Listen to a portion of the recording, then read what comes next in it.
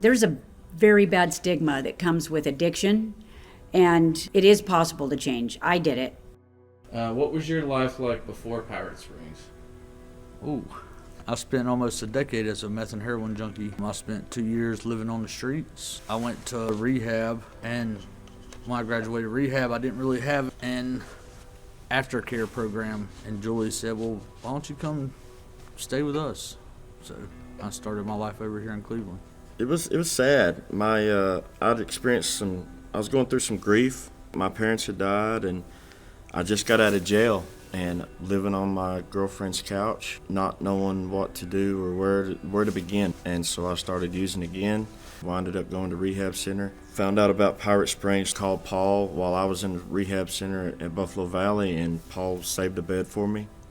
And I've been here ever since. I lived with my mother and my son, heavily addicted to drugs, in and out of jail, in and out of the hospital. It was just miserable. I came from a long history of childhood abuse, and I remember walking through a field one day and just asking myself, why do all these people do these things? And I heard a very clear voice that said, because I'm going to use you someday to help other women who are going through the same thing. So that started a journey for me searching for God. I remember there was a church 3 blocks down the street, and I would walk to that church in search of my Savior, my God. As I grew up, my path kind of changed, and I drifted away from the Lord and went into addiction, trying to get rid of the feelings that I had of abandonment, not being good enough. And I found that drugs and alcohol kind of took away those feelings for a while for me. I had no idea that I was going to have to walk the path of addiction to get to a place where God could use me to help those women.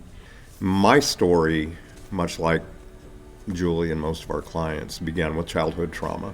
And I found an escape through drugs, 22 years of active addiction. And during that time, I was selfish, self-centered, vile, violent, and hateful. At my bottom, I went to a mountaintop, and I had been trying to quit using drugs for years. And in prayer for hours, crying my eyes out, I suddenly felt filled with the Spirit and full of relief, and that was the day I got clean. The experience was so powerful that I started going from church to church to church looking for this God that did this powerful thing for me. And finally, I landed in a church where I felt 100% of Him there. 7 years into pastoring that church, I felt very clearly from God that I was supposed to leave that church and go do something else. And I didn't really want to. We argued about it, but God, of course, won. And I found myself in the wilderness for the next several years. God founded this company through me that became a multi-million-dollar company. And through that company, I was able to get my 3 kids, who had all become addicts, into treatment. And with them going into treatment, they started going to these Narcotics Anonymous meetings. I started going to those to see what was going on with it, and that's where I met Julie. But it wasn't long before I realized that we had a common purpose, that God had put us together for a reason. When you ask me what is the most important thing on the planet, I tell you people. And I just love them, and they have a need. They have a need for God.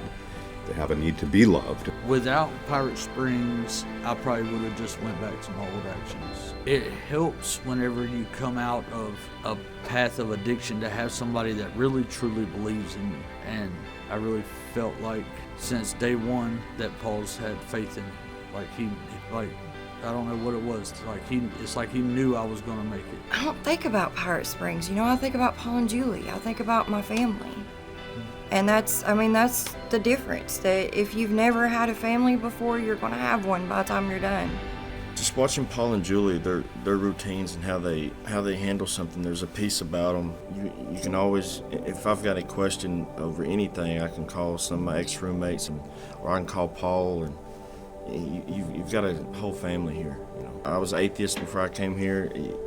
They don't push anything on you. They let you come at your own. It took me 6 months to get into the church, but finally, it's on your own time. They let you be you. Growing up in a dysfunctional family, I was extremely abused, and I had really bad abandonment problems, and I was riding with Paul one day because whenever I didn't have anything to do, I'd go help Paul. And I said, it terrifies me to get close to people because everybody leaves.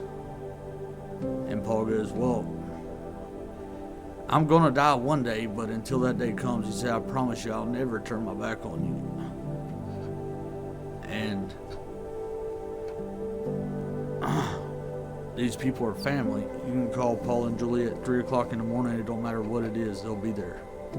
So here we are now on our second ranch, which God has seen fit to give us a ranch that we now own. We're not renting. We've got all these female clients on this ranch, and at the beginning of this year, we had a need for a house for men, and God gave us a house. Overnight. Overnight.